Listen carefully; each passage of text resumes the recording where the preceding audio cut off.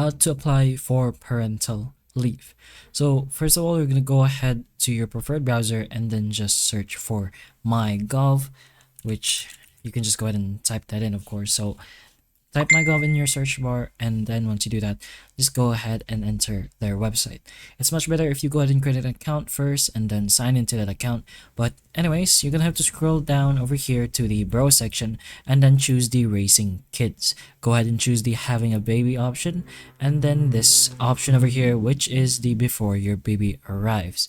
So go ahead and press on that. Now here, you're gonna go ahead to the bottom section. You're gonna scroll down until you find work and money, which is payments to claim when having a baby. Now you're gonna click on that, and then you will be able to see the parental leave pay. Now, once you're here, you can go ahead and take a look at who can get it for the parental leave and how to get it as well.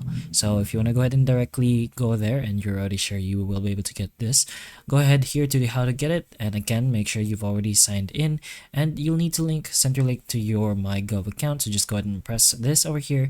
And then if you don't have a MyGov account, you can follow the steps to create a Gov account. And after you've created one, you can link services to your account.